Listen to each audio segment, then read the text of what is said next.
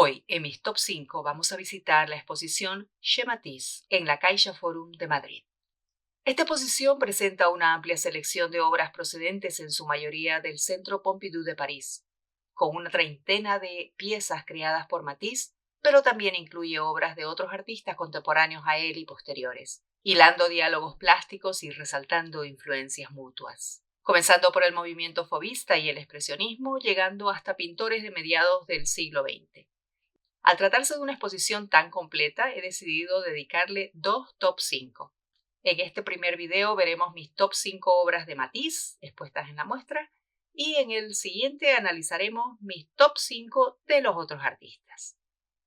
Henri-Émile Benoît Matisse nació el 31 de diciembre de 1869 en Le Cateau-Cambrésis, pero se crió en Bohun, ambos pueblos al norte de Francia, cerca de la frontera con Bélgica. Sus padres, Émile y Anna, eran unos prósperos comerciantes de granos, aunque la madre, hay que destacarlo, también era una pintora aficionada, y esto será muy importante para nuestra historia. Matisse estuvo estudiando Derecho durante algunos años, pero esto se vio interrumpido porque se enfermó con apendicitis y estuvo en cama bastante tiempo. Su madre le regaló una cajita de pinturas, esta caja de pinturas, justamente esta, para que se mantuviese distraído mientras estaba en cama. Y eso lo cambió todo. Saliendo de la convalecencia, el muchacho anunció que había decidido que ya no quería ser abogado, quería ser pintor. Para el padre fue una gran decepción. Ser pintor por ese entonces no era un oficio que se considerara respetable. Pero la madre, que como hemos dicho, era pintora aficionada, empujó sugiriendo que le diesen un año para que probara. Henri recordaría siempre que, como despedida, su padre solo le dijo: «Te vas a morir de hambre». Sin embargo, lo acompañó hasta la estación del tren. Ese tren que lo llevaría a París, la ciudad que por entonces era el centro mundial del arte. Y cuando Henri llega a París, lo hace en un momento clave para la historia del arte. Se estaban dando muchos cambios. Se inscribe en la Escuela de Bellas Artes y es alumno de Gustave Moreau, un rebelde que llevaba a sus alumnos, como lo hacían todos los otros profesores en realidad, los llevaba al Louvre para que copiaran obras de grandes maestros como Delacroix o Poussin. Pero Moreau tenía una particularidad: estimulaba a sus alumnos a que le den un toque personal a cada copia que hacían. Es decir, que cada alumno se expresara personalmente, se descubriese a sí mismo durante el proceso de la copia. De esta manera, Matisse aprende con Moreau las posibilidades infinitas que la pintura le brindaba. Finalmente se gradúa en 1892. Sus padres asisten a la exposición de graduación, pero la obra que nuestro artista presenta al salón, esta para la que su esposa posó como modelo, recibe burlas y muy fuertes críticas. Matisse no se achica ante las críticas y las burlas, pero tiene que soportar la vergüenza que sienten sus padres al escuchar todos estos comentarios. Henri anotó en su diario que su padre le había recriminado haber abandonado la carrera de Derecho solamente para convertirse en un mal pintor. Pero nada ni nadie lo sacaría ya del camino que había tomado. Poco después, en los primeros años del siglo XX, nuestro pintor conoce a Pissarro, quien lo introduce en el impresionismo. Y ese mismo año asisten a la primera exposición de Van Gogh en París. Esas 71 obras de Vincent impactaron significativamente no solo en Matisse, sino en todos los artistas de la época. Estas influencias, sumadas a su innata rebeldía, son la semilla de la obra de Henri Matisse, un artista que se negó desde el inicio a dejarse absorber por ese academicismo que ya iba perdiendo adeptos entre los artistas del momento. En 1905 se inaugura en París el Salón de Otoño, una muestra independiente de arte, es decir, no organizada por la Academia. Uno de los organizadores era justamente Gustave Moreau, maestro de Matisse. Más de 500 artistas participaron, entre ellos cerca de 70 mujeres. Se mostraban obras de artistas ya renombrados como Cézanne, Renoir o Rodin, y se montaron también dos retrospectivas, una de Ingres y otra de Manet. Pero el espacio más importante, el destinado específicamente a provocar al público que asistía para ver cómo iba evolucionando el arte moderno, estaba en la sala 7, Allí colgaban obras de Mangan, Flaming, Camois, Derain y desde luego Matisse, con sus pinceladas libres, colores vibrantes y una total falta de respeto por el convencionalismo.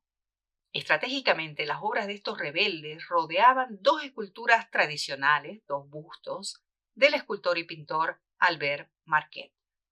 Los alaridos de la crítica no se hicieron esperar. Camille Moucler declaró que estos cuadros eran un tarro de pintura tirado a la cara del público. Y el 17 de octubre de 1905 salió en el periódico una crítica de Louis Bussel, donde, refiriéndose a esta sala específicamente, la sala 7, decía: en el centro de la sala el torso de un niño y un pequeño busto de mármol de Albert Marquet que modela con delicada ciencia. La candidez de estos bustos sorprende en medio de una orgía de tonos puros. Donatello entre salvajes fieras. Dijo que las creaciones de estas salvajes fieras eran incoherentes e inaceptables, pero al mismo tiempo reconoció que eran innovadoras y singulares.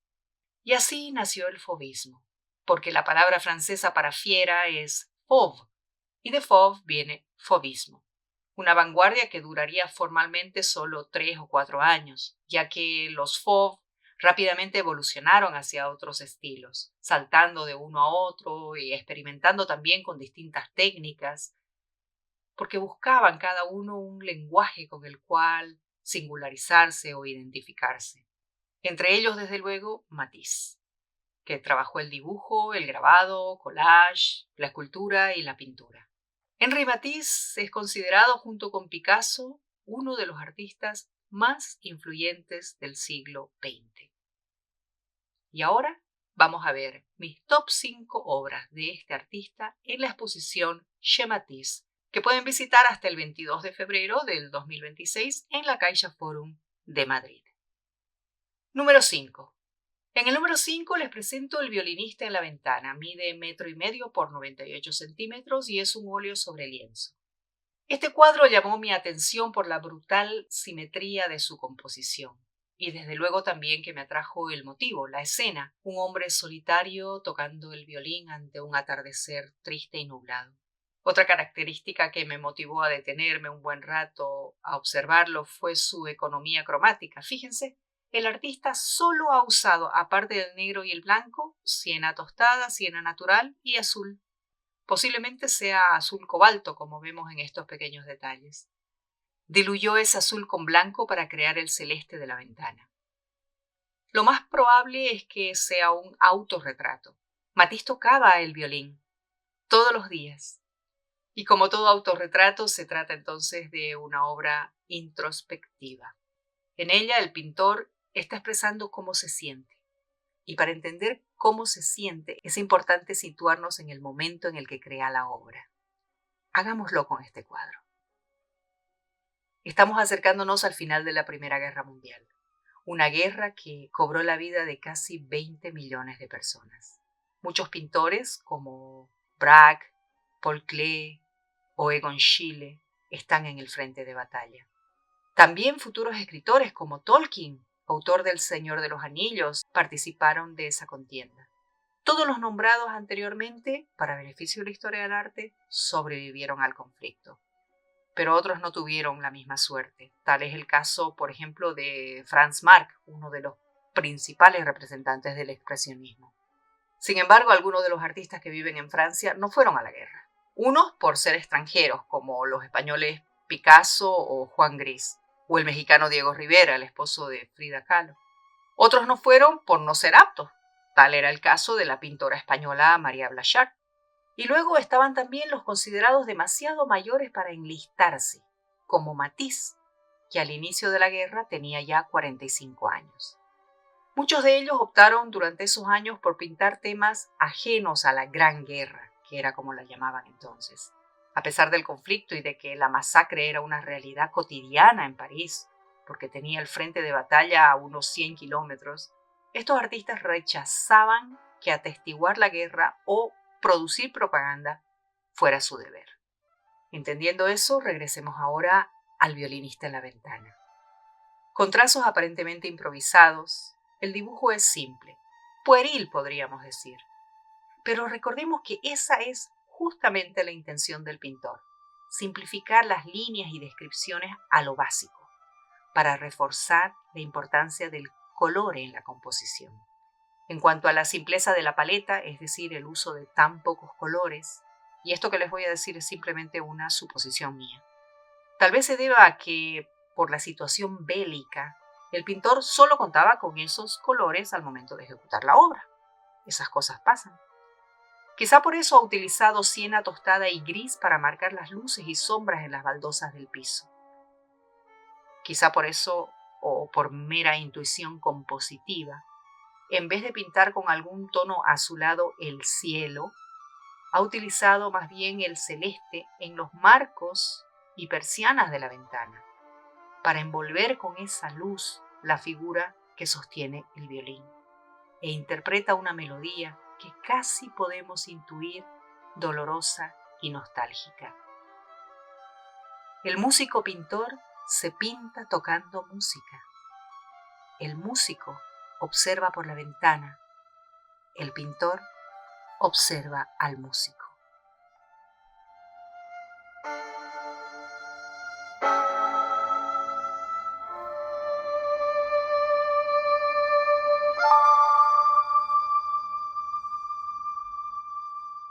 Número 4. En el número 4, este desnudo rosa sentado. Este óleo sobre lienzo mide 92 por 73 centímetros y la modelo que posó para esta y varias otras obras de Matisse se llamaba Lidia de Lektorskaya. Aunque no lo parezca a simple vista, este cuadro está lejos de ser una obra inacabada o un boceto. De hecho, Matisse estuvo trabajando en él entre abril y diciembre de 1935. Una de las particularidades del proceso creativo de nuestro pintor fue que a partir de la década de los 30 comenzó a fotografiar el paso a paso de sus obras. De esta en particular tomó 13 fotografías, es decir, este cuadro pasó por 13 etapas antes de que el artista lo diera por acabado. Si miramos con cuidado podemos ver las cicatrices de ese proceso, raspones, borrados, sobrepintados. Aquí se ve el fantasma de una cabeza que el artista decidió cambiar de posición, posiblemente después del año de reposo. Según testimonio de la misma Lidia de Lektorskaya, en las fotografías de las etapas sucesivas rechazadas del cuadro, Matisse reconsideraba el camino recorrido, el desarrollo de la obra. Comprobaba las correcciones de su enfoque y los errores cometidos. Y juzgaba visualmente si en su deseo de perfeccionar había destruido algo esencial o todo lo contrario. Interesante, ¿verdad? Pues alguien que lo encontró muy interesante fue Daniel Henri Kahnweiler, que era amigo cercano y marchand de Picasso.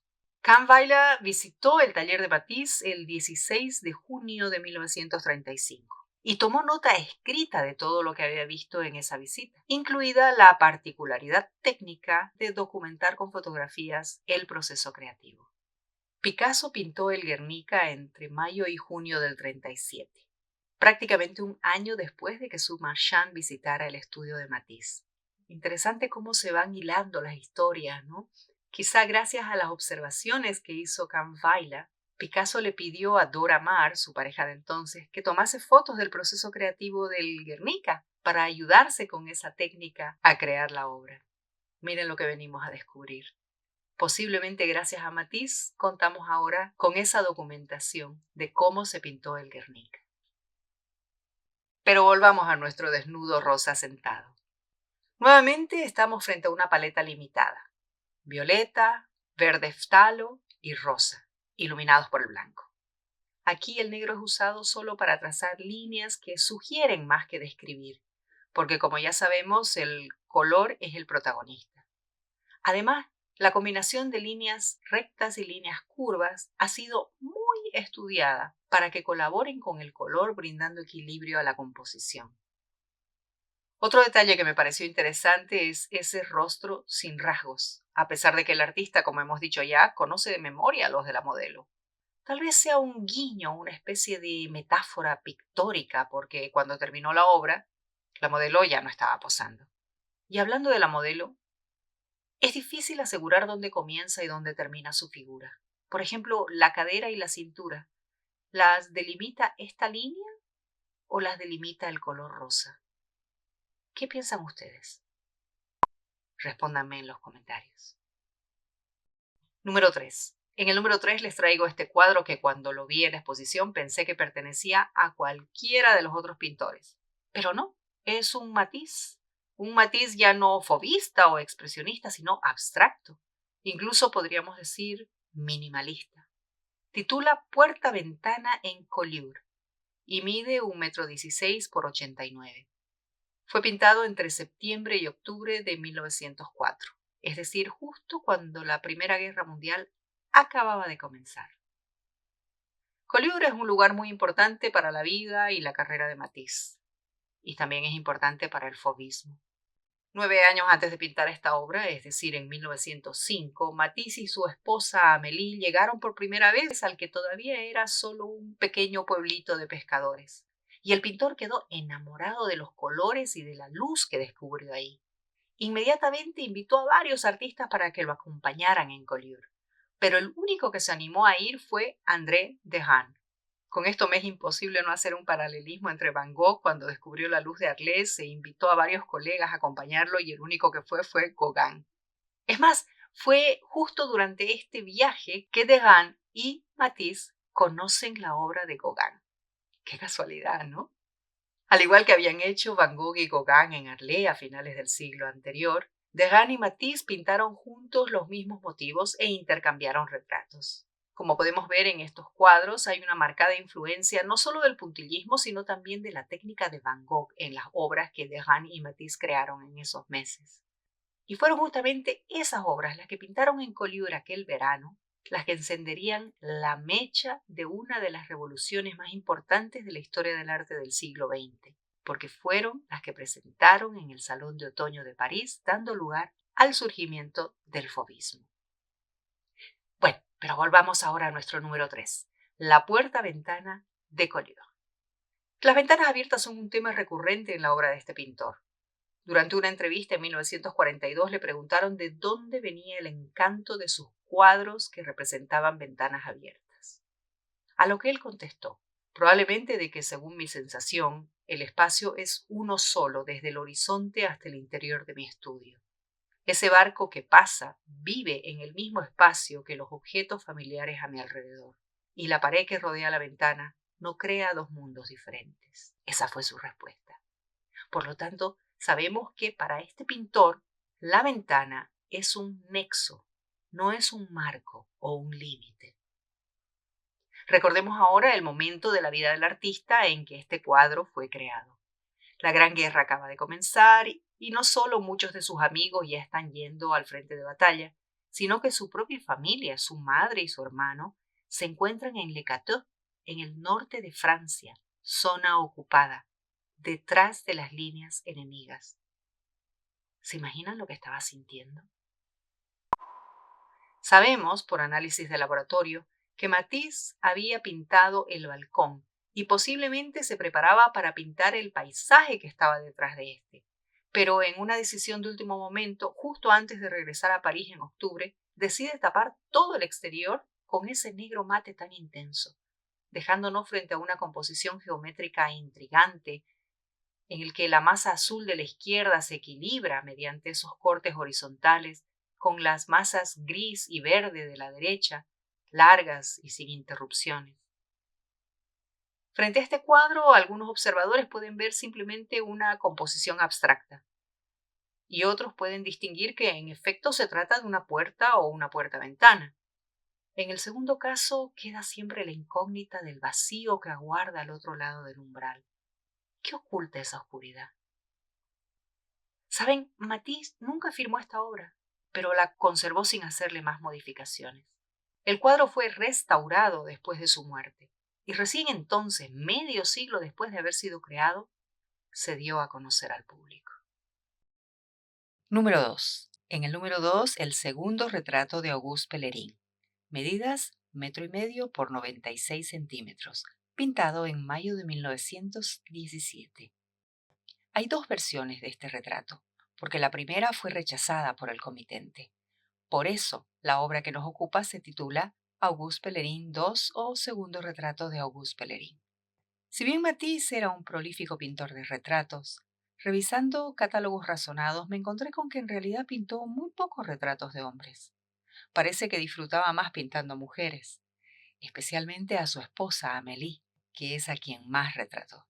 Por otro lado, algunas fuentes aseguran que Matisse concebía el género del retrato como la expresión de las relaciones entre el artista y el modelo, y que consideraba las exigencias y servidumbres del retrato por encargo contradictorias con las necesidades de la realización plástica.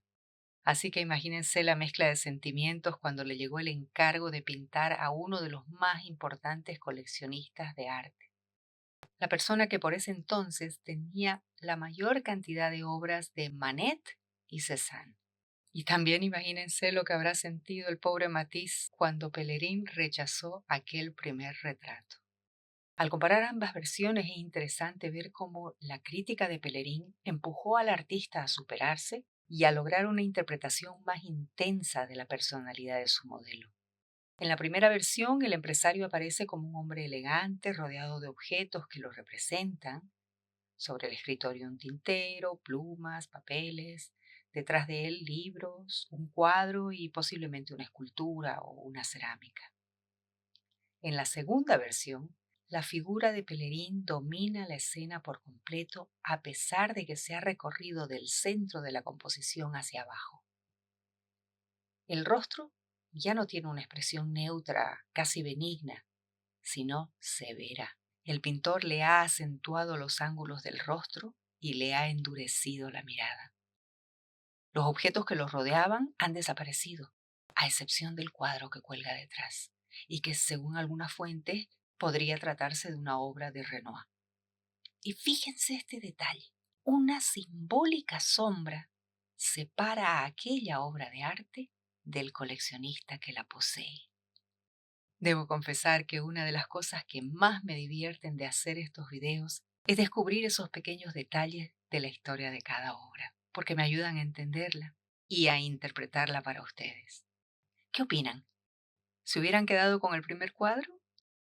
Monsieur Pellegrin parece mirarnos y decirnos que quedó satisfecho con su decisión. Antes de hablarles de mi número 1, les pido que le den like al video porque esto ayuda a que mi contenido llegue a más personas. Y no se olviden de darle a la campanita para no perderse el siguiente video, donde vamos a hablar sobre las obras de los otros artistas de esta misma exposición. Ahora sí, número 1. En el número 1 les presento este magnífico lienzo vertical de 1,47 m por 97 centímetros, titulado Interior Pecera con peces rojos, pintado en 1914 en su taller de París frente al río Sena.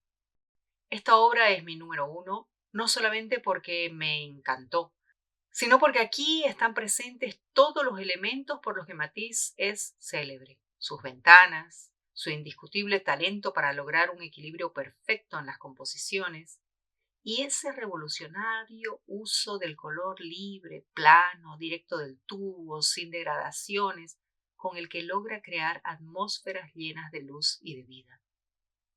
En esta escena conviven tres espacios: el espacio interior del estudio, el espacio exterior de París, donde se ve uno de los puentes que cruza hacia la Ile de la Cité, con los edificios y otros elementos que hay en ella, y el tercer espacio es justamente la pecera, un universo por derecho propio, con esos peces rojos que en realidad no son rojos, son naranja, y atraen nuestra mirada desde el primer momento. Esta ambigüedad espacial es dominada por el azul, tono unificador, mientras la adición de su complementario, el naranja, consigue enriquecer la obra, haciendo posible las luces y las sombras que la llenan. No podemos dejar de mencionar la presencia del verde, que, colocado en lugares estratégicos de la composición, sirve de perfecto catalizador cromático, y el amarillo, que aparece en detalles pequeños para lograr un balance entre colores y formas. Pero si miramos con detalle, notamos también la presencia de rojo, y descubrimos que este cuadro pasó por varias etapas, pues claramente se ven colores que se han ido colocando uno sobre el otro, hasta que el artista se sintió satisfecho o el cuadro le anunció que ya estaba terminado. Sí, créanme, Siempre existe un diálogo íntimo entre el pintor y sus obras. Es posible que al regresar a París la presencia de su amada Amélie haya apaciguado esa tristeza que percibimos en la puerta-ventana. Esta obra, sin ser eufórica, denota más esperanza, aunque aún hay cierta oscuridad presente en el alma del artista, es decir, dentro de la habitación. La luz y la vida brillan con vehemencia afuera. Lo vemos en los edificios de la Ile de la Cité, lo vemos en esa escuálida planta que se curva hacia afuera buscando algo de sol, en las personas que pasan, a pie o en carruaje, y en el reflejo del sol en la pecera. Esa pecera donde, con la simple yuxtaposición de tonos y 3 sencillas líneas curvas, el artista ha logrado crear el efecto del leve movimiento del agua. Como dijo el crítico de arte Gustave Kahn, cada vez que se vuelve a ver un cuadro de Matisse aparece más lógico, más profundo y más bello. Henri-Émile Benoît Matisse nos dejó, según fuentes consultadas, un impresionante legado de 1570 creaciones. Falleció el 3 de noviembre de 1954 en Niza debido a un cáncer de estómago. Tenía 84 años. Espero que hayan disfrutado de este paseo por la obra de Henri Matisse. Díganme en los comentarios cuál de estos 5 cuadros les gustó más y estén atentos porque en unos días subiré el segundo video sobre esta misma exposición hablando de mis top 5 obras de los otros artistas. Gracias por acompañarme y nos vemos en el próximo Mis Top 5.